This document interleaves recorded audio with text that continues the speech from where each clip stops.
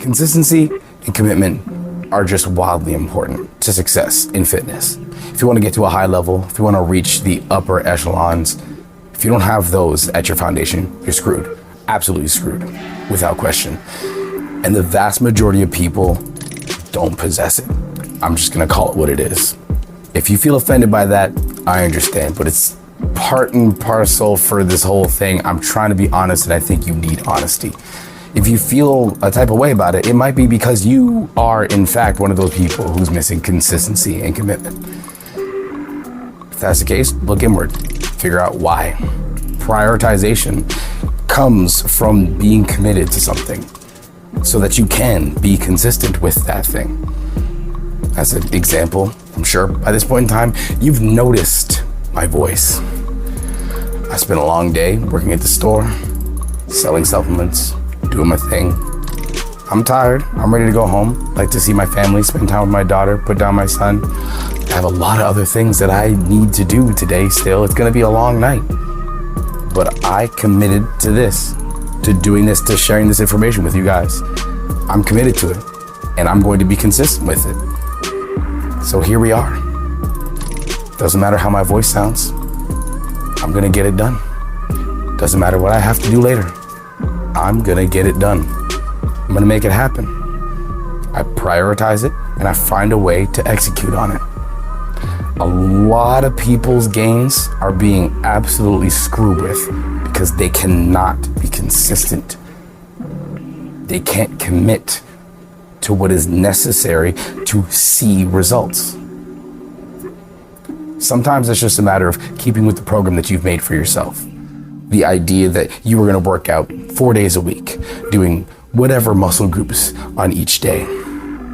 But a little thing comes up, all of a sudden, maybe I'll just take a day off. Feel a little bit tired. Oh, man, maybe I'll just skip today. Next thing you know, it's been like a month and a half. You don't even remember the last time you went to the gym. Inconsistent, no commitment. There it is. It's a hard pill to swallow, and one that I had to swallow early. I realized that I did the same thing with myself, and I've done it in fitness and outside of fitness. I know what it is, and it's been a difficult journey to figure out how to prioritize things and how to truly commit myself to things in order to see results from them.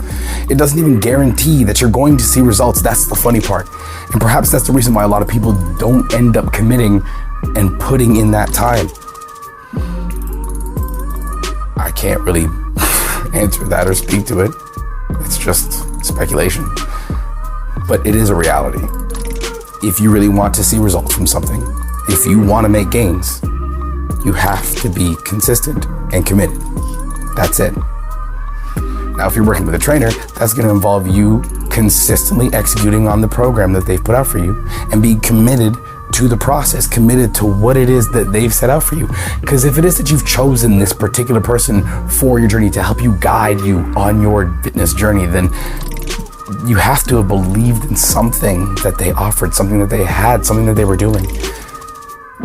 Hold tight to that belief. Let it keep you committed to their programming. See it through. Otherwise, how will you know if it worked or not? You won't. That's the answer. You won't if you don't stick to it. So that's really just the long and the short of that. I'm not even sure what else to say about that. It's a pretty simple concept, yet I find a lot of people just seem to be missing it. And I'm not sure what it is. I think a lot of people say that they want gains, they want to improve their physique, they want to be healthier, they want to be stronger, they want to be more fit, but really at the base of it all, they really don't want those things. They don't want to work for it, and if they have to work for it, they don't want it. So really what they're saying is, I'd like this to come at zero cost. But none of this is at zero cost.